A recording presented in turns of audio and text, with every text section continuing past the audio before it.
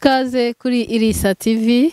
Nkuko musanzwe mubimenyereye muri kumwe nanjye Isimbi rya Yesu. Turabakunda, turabishimiye kandi turabashimiye kuba mwemeye kubana natwe. Uyu munsi twifuje kubagezaho uburyo imibanire y'ama caractère yacu, y'ama temperament nkuko twabyiganiriyeho. Tugiye kureba ukuntu ayo matemperament abana, imiterere y'abantu, ukuntu iyo babana bigenda iyo bahuje umukoresha n'umukozi, cyangwa se umugabo n'umugore, cyangwa inshuti, iyo bari kumwe badahuje imiterere, badahuje temperament, ukuntu bigenda bibangamirana, ugasanga umwe abangamiye mugenzi we kandi atari ikindi kibazo, ahubwo ari ikibazo cy'uko badahuje imiterere cyangwa se badahuje temperament, ariko kandi hari uburyo bwinshi butandukanye wavugana nawe bikakugendekera neza, bikakubera byiza.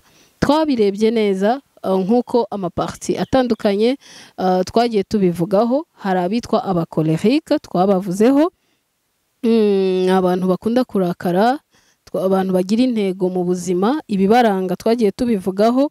Noneho uyu munsi turaza kuvuga ukuntu abo bantu bashobora kubana. Abo bantu bashobora kubana, hari abantu bambajije baravuga ari ikiganiro navuzemo ikibaranga, ariko ngira ngo ntago nabivuze cyane.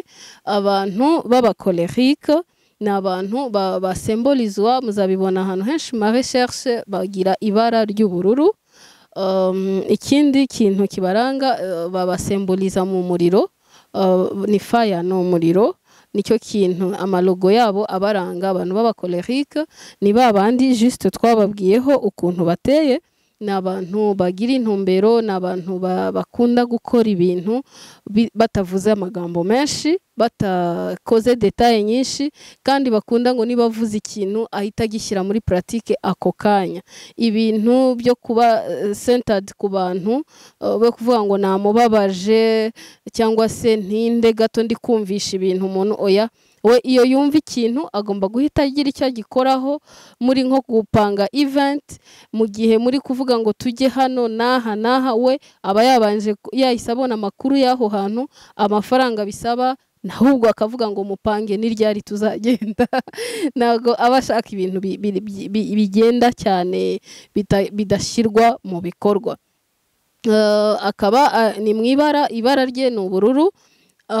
Ikindi kimuranga ni umuriro.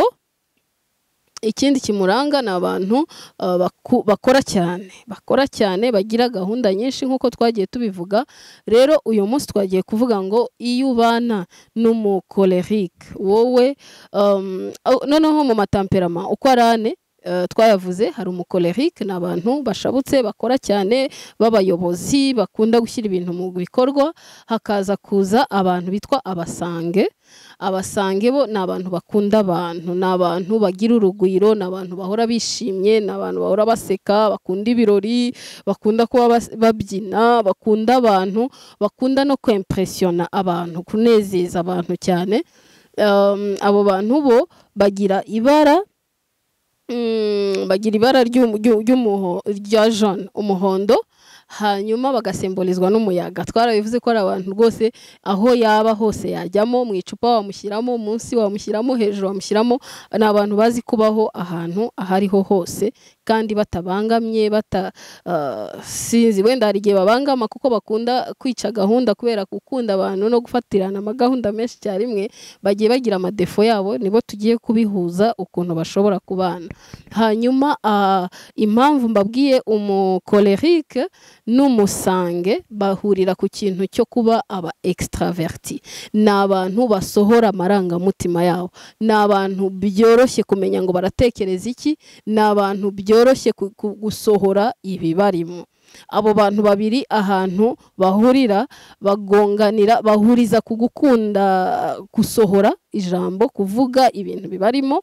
Bakunda kurwanira ijambo cyane, kuko abo bantu babiri iyo mwabahuje, umwe abashaka kuvuga make agakora cyane, uwo ni umukolerique. Ariko umusange avuga cyane agashyira mu bikorwa gake. Ni abantu bagira gahunda nyinshi. Ashobora kuba muri nko mu nama agatekereza rimwe ibintu igihumbi, agashaka ngo abibabwire abibumvishe kandi muri detaye, mu gihe umukolerike we bavuga ati vuga ibintu bibiri ariko ushoboye gushyira mu bikorwa.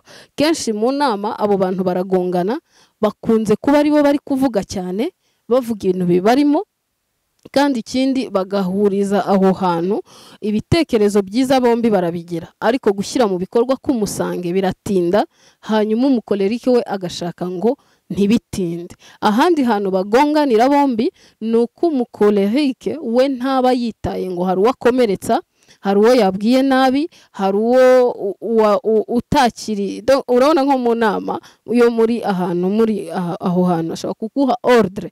Abakolerike kenshi bakunda gutanga ordre, akavuga kanaka na kanaka mwe murakora ibi, wowe urakora ibi, cyangwa se ku itariki ni bakunze kuba n'abayobozi, niyo yaba ari mu rugo ari n'umwana muto ubona yiyumvamo ikintu cy'ubuyobozi cyane. Ubwo rero icyo gihe umusange we ahita areba akavuga ati nyamara tube turetse gufata uyu mwanzuro, ndabona kanaka batarabyumva. Umukolerike we ahita avuga ati bazaba babyumva, bazadusanga mu nzira ariko turi kubishyira mu bikorwa. Urumva rero ko bahita bashwanira aho ngaho. Umwe umusange abashaka ibintu byiza ariko agashaka ngo ajyanirane n'abatarabyumva.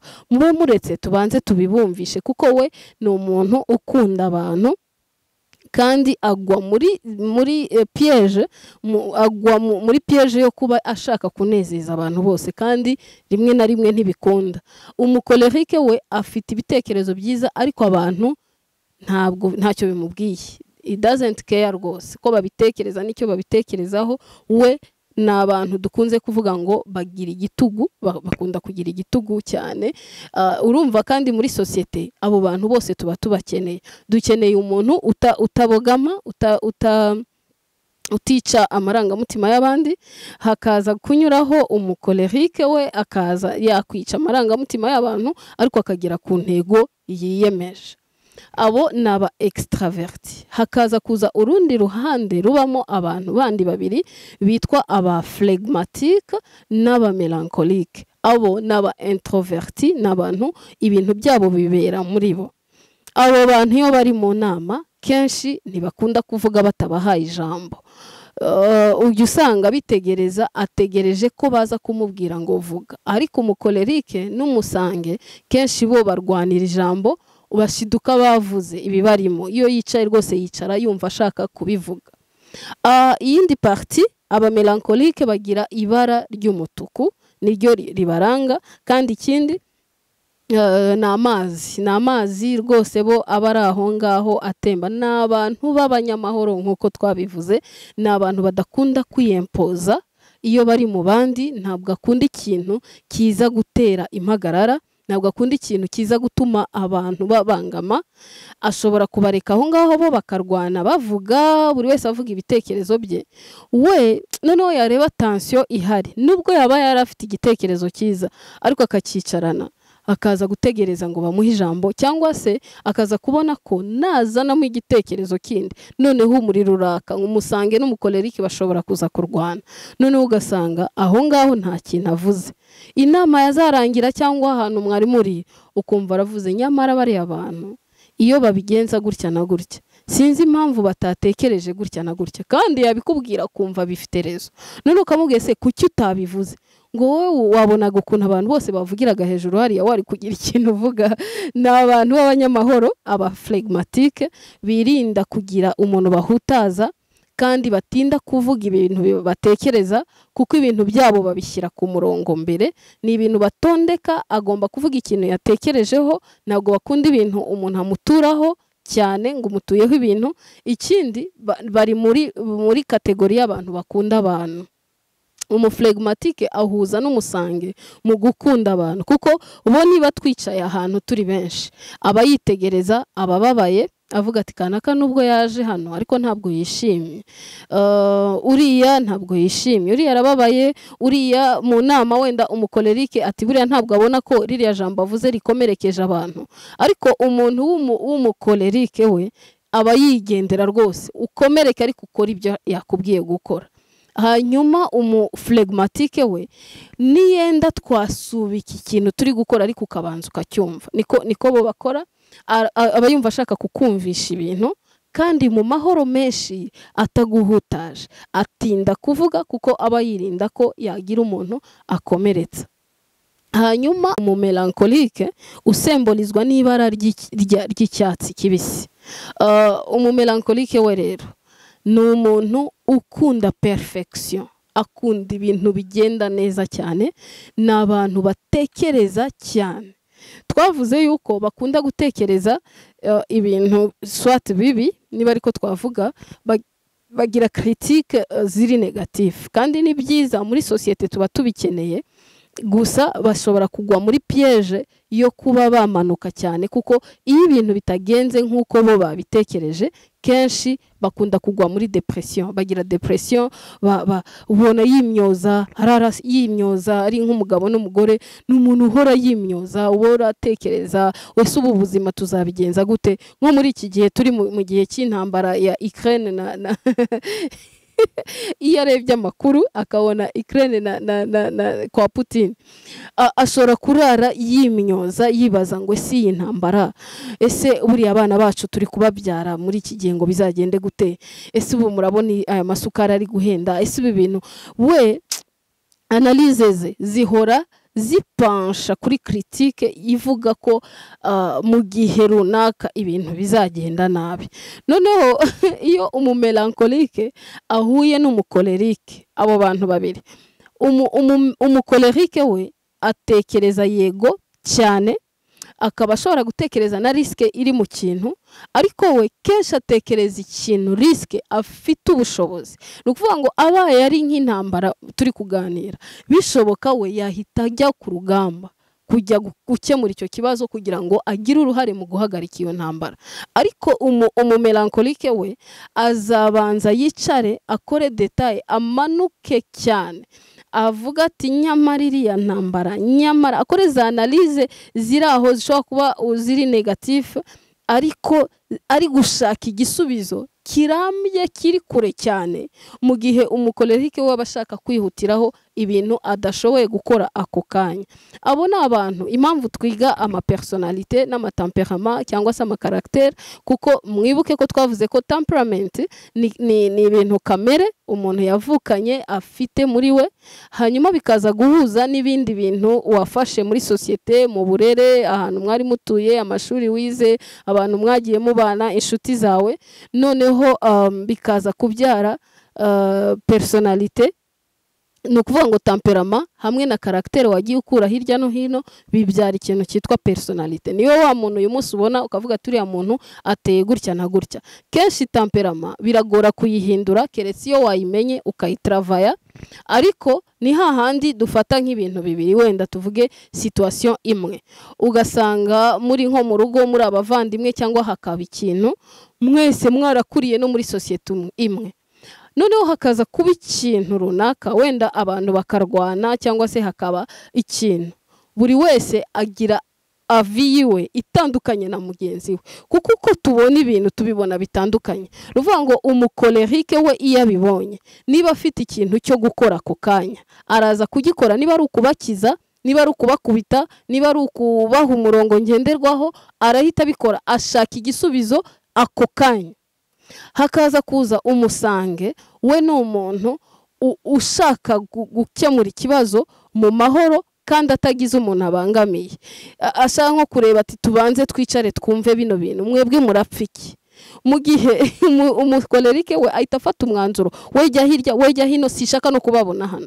Ariko umusange abashaka abanze yumve wowe murapfiki, afata isaha yumva uyu, afata isaha yumva uriya, narangiza abwire wa undi ubangamye ati urabona ntabwo wari ukwiye gukora ikintu gutya na gutya, wari ukwiye kubigenza gutya na gutya, nuko wenda atari ko wabigenje.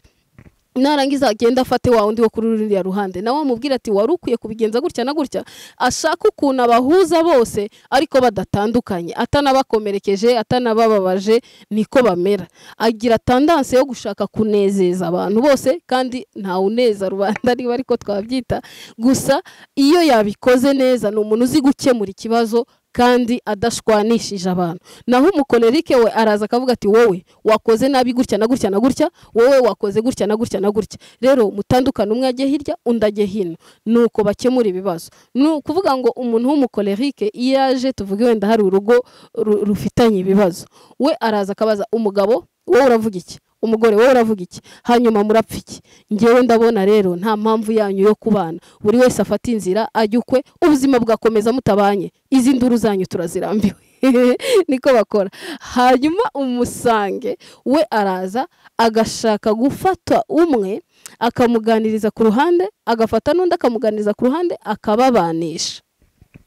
Hakaza kuza umuntu witwa umuflegmatike, ni abantu b'abanyamahoro aba yirinda kugira umuntu akomeretsa yiteranya nawe. We ashobora kubibona ko bashwanye, ashobora kubibona ko habaye ikibazo, ariko agahita avuga ati jewe ibi bintu byanyu sindi bubyivangemo, mwari mukwiye kubana neza ariko sinshaka kwivanga mu bintu byanyu, mwabanye amahoro, kuko we ntabwo ashaka kujya mu tudetaye twinshi, ariko arifuza ko mubana amahoro. Ashobora kuvuga ati okay, ko mutandukanye, akajya ajya gusura kanaka akamwihanganisha, akajya gusura undi akamwihanganisha, bombi ni inshuti ze, bombi bazabana baba inshuti, ariko ikintu cyo kuvuga ngo ashaka uburyo abo bantu bombi bajya guhura ni ikindi gitekerezo uba ubona gisa nkaho kimuvunnye cyane. Hakaza kuza rero umuntu witwa umumelankolike, ni umuntu uhorana intimba. Ashobora kuvuga ati aba bantu nkurikije inshuro ya mbere ukuntu barwana, inshuro ya kabiri nta n'ikintu kizima kizava muri bano bantu, njye ndabona bazicana, aba bantu bazarangiza bicanye rwose, ni mubabarire aba bantu batandukane, ni murebe kure, cyangwa akicara akabumvisha murebeye kure ingaruka zizaba ku bana banyu, ku buzukuru, kuko ni abantu bareba kure kandi bakareba kure bakoze analyse, surtout bagana ku kintu bareba ko gishobora kuba kiri negatif, gishobora kuba kiri kuganisha ku kintu kibi. Abo naba melankolike niko bamera, ni abantu bakunze guhora rwose, bariturije cyane, ariko bakanga umuntu bahutaza, umuntu bakomeretsa, yishyiramo ibintu, akora ibintu analyse akazishyiramo, akabyishyiramo. Hari umuntu twigeze kuba inshuti w'umumelankolike, iyo ari umukobwa, umuhungu akajya amuvugisha. Le fait yo kuba amuvugisha, ngira ngo yari yahuye n'umuhungu w'umusange, ko abasange bo akunda abantu bose, abahobera abantu bose, akubwira ko agukunda atitaye kuri analyse zindi. Iyo rero umuntu w'umusange ahuye n'umumelankolike, ukamuhata urukundo, ukamuhata ibyamvahe nanjyahe, we ahita atekereza, agahita yishyiramo ko uwo muhungu amukunda, agahita atangira gutegura urugo rwe na wa muntu, agahita atangira gutegura ubukwe, agahita ajya muri detaye za kure cyane. Noneho undi icyo gihe uwo mukobwa yishyizemo ko uwo muhungu amukunda, umuhungu kumva akunda abantu bose, nta n'ikintu kizima yari yakamubwira, ahita yitegurira ubukwe n'undi muntu. Fovuwari igikomere cyabayemo, n'uyu munsi yarakomeretse, ariko iyo uganiriye nawe uramubaza se umuhungu hari icyo yakubwiye, hari ijambo se mwavuganye, hari ikintu kizima mwapanze? Oya, wowe warifashe gusa ubyishyiramo. Ni umu introverti, ntabwo avuga, nta nubwo akwereka amarangamutima ye, yishyiramo ko uwo muntu bakundana arabibana, aza gukomeretswa nuko atari ko byari bimeze. Abo bantu iyo babana mu rugo rero bigenda bite? Iyo abana umumelankolike ufite umugabo w'umukolerike, umukolerike ni umuntu uri positif, agira mind ziri positif cyane, ntabwo akunda ko uzana ibintu biri negatif, kuko muri bo naba leader kandi n'abantu biyumva ko bafite igisubizo kuri buri kibazo cyose. Iyo rero umubwiye yuko ibyo bintu uri kuvuga, cyangwa se ibyo bintu uri gukora, cyangwa ibyo bintu agiye gufatira umwanzuro, uri kubona ko bifite impungenge, uri umugore w'umumelankolike, ni ukuvuga ngo uhora ufite impungenge, none se ko tugiye kubaka ino nzu, waretse tukabanza tukabitekerezaho, tukareba amatafari ahantu azava, tukareba ajya muri detaye, irangi ko ryahenze, urabona amatara, ntimuratangira na fondation, we ari mu matara, ari muri plafond, ari muri detaye zose. iyo ufite umugabo w'umukolerike ahita kukasa ako kanya, ahita akubwira ati nk'ibyo ngibyo urimo reka twebwe dutangire ibindi bizaza. Iyo umugabo atamenye personalite y'umugore we ngo amenye ngo niko ateye, kandi koko muri izo analyse ze hashobora kuvamo ikintu kizima. Akunda kuko umumelankolike ikintu akunda perfection cyane, akunda ibintu bye bibe perfect muri we, ku buryo no kumubwira amakosa yakoze no gusaba imbabazi birabagora cyane, kuko muri we aba yumva asa nkaho ari itegeko ko ibintu bye biba perfect. Rero iyo bitagenze nkuko yabitekereje no kwiyahura yakwiyahura, kuko aba yumva asa nkaho isi n'ijuru byamuguyeho. Colerique nta supporta kubona umugore uhora amubwira ibintu bitagenda neza. Ahita akubwira ati giye uriya mugore yaranyobeye, ahora ari mu bizahomba, iyi business utangiye sinzi ibintu bizavamo, iriya nzu bizagera ku mabati, bizagera ku gusakara, ntago bizakunda. Bahora batekereza ibintu, analyse zabo zihora zisa nkaho zigiye kukubwira ko ibyo bintu bitari bukunde, kuko yaganiriye n'umu Colerique abona ko ni umuntu wipasa muremure, ni umuntu w'imwiyemezi, ni umuntu aba yumva avunika muri we. Kandi umukolerike nawe avunwa no kubona umumelankolike uhora atekereza ko ibintu bitazagenda neza kubera analyse runaka yashyizemo. Hakaza kuza umuflegmatike, ndavuga wa muntu w'umunyamahoro, iyo abana n'umukolerike uhita ugira ngo umuflegmatike ntawe uhari, kuko umukolerike we ahora avuga ashaka gushyira ibintu bye mu ngiro kandi akabikora vuba vuba. Umuflegmatike aba ashaka ngo abitondekanye kandi mu mahoro, ye kugira umuntu ahutaza. Iyo abo bantu babiri ari couple, tuvuge wenda umugabo ari umuflegmatike, umugore ari umukolerike, nukuvuga ngo uzahita ubona ko urwo rugo ruyobowe n'umugore. Niyo personalite iz'abagore benshi b'abakolerike ujya ugira ngo nibo bayoboye ingo zabo. Kubera iki? Kubera ko we mu gihe umugabo afite projet runaka ari gutinda asetinga, avuga ati tuzakora ibi tutabangamiye runaka, tutabangamiye abantu, tutabangamiye abana, reka tubanze dukora inama tubyumvisha abana, kuko n'abantu rwose baba bashaka ko buri muntu, ngira ngo no mu rugo iyo bagiye gufata umwanzuro yanagisha n'inama umukozi, kugera no ku mukozi ashaka kumubaza ngo urabibona gute, kugera no ku muturanyi urabibona gute, kugira ngo nafata umwanzuro atagira umuntu azahemukira. Ibaze rero iyo uwo muntu ari umugabo uteye gutyo, umugore yari umukolerike, we ahita afata ya mbere igitekerezo kimujemo akahita gishyira mu bikorwa, ukabona ibintu byose arabirangije. Abantu bakagira tendance yo kuvuga ati uriya mugabo ni inganzwa, ariko si ubuganzwa, kuko niba mubana n'umuntu mu rugo buri muntu hakora personalite yiwe, kandi personalite buri yose ifite ikizana, ifite apport izana, kuko yaba wa muntu uvuga cyane muri bya bindi yavugaga ashobora kuza kubonamo igisubizo. Abasange bo bigirira ama projet menshi, n'abantu bikundira abantu. Iyo usanze rero ufite umugabo w'umusange uhora surana, uhora akunda abantu, bagira tendance yo kubana n'umugore utari umusange, ashobora kuba ari umumelankolike, bagira ikibazo cyo kuba nta mushyitsi uza mu rugo, kubera ko urugo ari urw'umugore, niko bavuga ngo urugo rugendwa kubera umugore.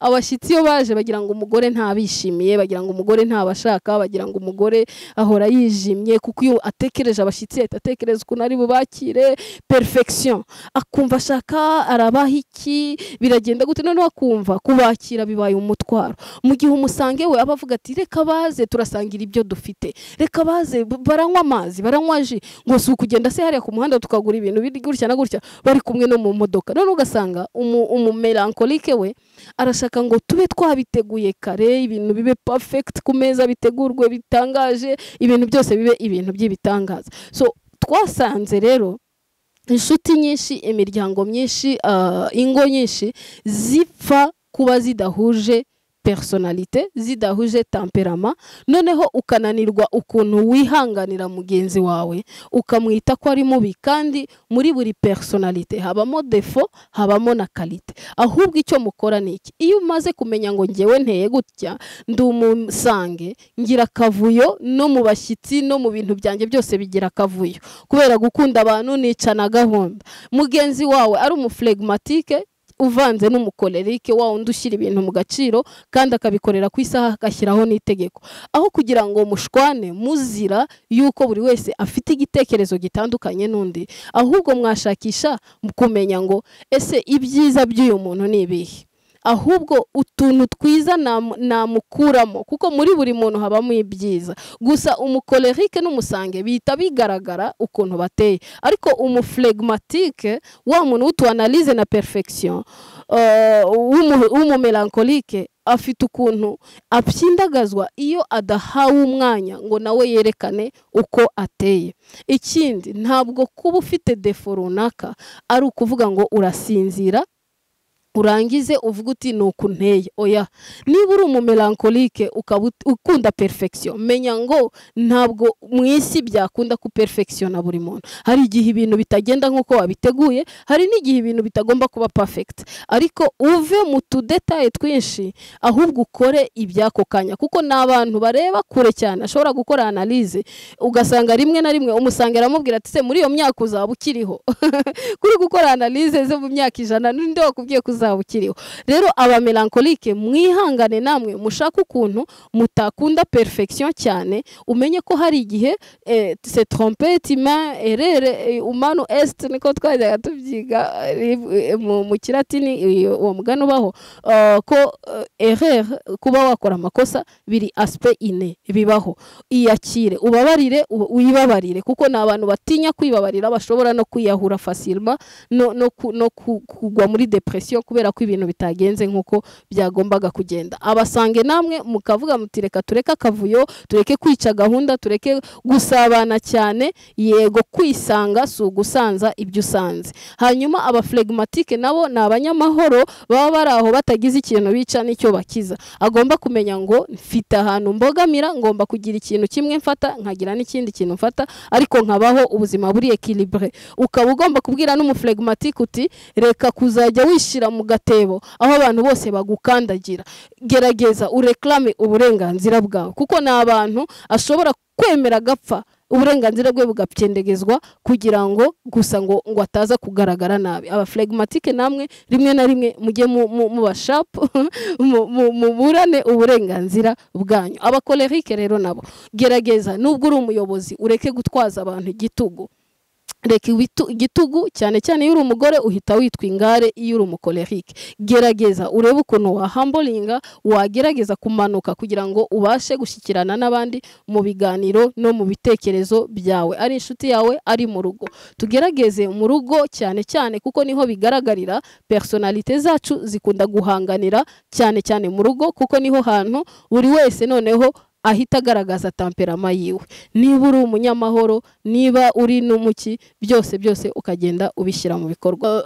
Murakoze cyane kuri Risa TV. Twiyemeje kwiga no kugenda twiga ikintu cyatuma abantu babana neza, cyane cyane mu ngo niho hantu amatemperama akubitanira arwanirana. Rero niba uri umukolerike, uri umugore, umenye ko ufite challenge yo kugira ngo ugabanye gato ubuyobozi bwawe, kuko ntabwo wayobora umugabo ku gitugu. Bigeraho bigakubitana na ego yiwe, kandi uri kuzira ko ufite personality imeze gutyo. Hanyuma umugore w'umuflegmatike nawe agira tendance yo kudashaka kwiyibagirwa, noneho bikamera nkaho no mu rugo n'umushyitsi n'umwana n'umuntu wese amuyobora. Bibangamira umugabo kubona umugore utagira uruhande abangamiyeho, cyangwa se niba uri umugabo utagira uruhande ubogamiraho, ugira tendance yuko umugore wawe abona ko ntacyo umaze mu rugo, kuko nta gitekerezo na kimwe ushobora kwiyempoza ngo uvuge ngo iki kintu nyigenza gutya. Icyo gihe bigusaba kwiga ni manhood, ni gute umuntu aba umugabo. Umuntu w'umuflegmatike ashobora gushyiramo akabaraga kugira ngo nawe azamure abe umuntu w'umugabo muzima, cyangwa se ubu umuntu w'umugore. Ariko kuko muri couple tugira tendance yo kuba umwe avuga ati ninjye mvunika cyane kurusha undi. Ashobora kuba umugabo akabona avunika, akabona ko umugore we ntacyo amufasha. Ni umuntu utagira apoha azana, nta bashyitsi azana, nta gitekerezo kizima azana cyangwa gishyashya. Ukabona umugabo w'umuntu w'umumelankolike cyangwa se ariko umumelankolike we akunda kuburana uburenganzira bwe, gusa aburana agana ku kintu kiri negatifu, avuga ati ibi bintu murabona bizagenda gute, nta mafaranga y'abana tutegura, nta kintu kizima cy'ejo hazaza. So tugerageze mu kubana no mu kazi no muri sosiyete, tubane n'abantu bose amahoro, kuko niko n'ijambo ry'Imana ridusaba, tugire umwete wo kubana n'abantu bose amahoro, tube ba peacemaker. Peu importe personalite yawe, ariko ugerageze ube peacemaker mu rugo, umenye ngo iyi personalite iranchallenginga kuri mugenzi wanjye, kuko iyo tugeze mu rugo, niyo mpamvu mpatinda mu kazi, burya waba ukomeze ukabangama, ariko ntibigire impact nini cyane nubwo wabangamira abagenzi bawe, ariko kubangamira umuntu murarana mu buriri, umuntu mubana umunsi ku wundi, birababaza, bibabaza umutima cyane. Gerageza utravaye personalite yawe, temperama yawe. Niba uri umumelankolike ukaba umuflegmatique, uri umu introverti, ubangamiye mugenzi wawe. Niba ari umukolerike akaba n'umusange we ari umu extroverti, wagerageza ukajya uvuga ugasohora ibintu bikurimo. Niba uri umu negativiste, gerageza ube positif, kugira ngo utabangamira mugenzi wawe. Kandi ubundi abantu babiri tuba twabaye umwe, niyo mpamvu iyo mubaye umwe, uruhande rumwe rugakurura hano, urundi rugakurura ahatandukanye, birabangama cyane. Tugerageze twitavaye, umenye ngo ingeso mfite uku kuntu meze, ntakunda abantu, ntakunda abashyitsi, ndi umugore mbangamiye umugabo wanjye. Umugabo icyo gihe niba ari umusange cyangwa umukolerike, ntabwo azigera aguma mu rugo, azajya yishakira kwigira ahandi, ahantu hari abantu b'abajama baganira, batera story, bamwumva bakumva n'ibyo avuga. Rero niba uri umugore ukaba uzi neza ko uri umumelankolike, please gerageza uzamure gato, kugira ngo utatuma umugabo wawe azajya yifuza kuba buri gihe ari kumwe n'abandi bantu bo hanze. Murakoze cyane. Personalite n'imiterere yacu tugomba kuyimenya, kugira ngo tubane n'abantu bose amahoro, twibanire neza, twihindure, twikoremo akazi, kugira ngo tugere ku kigero gishyitse cyo kuba abantu beza. Murakoze.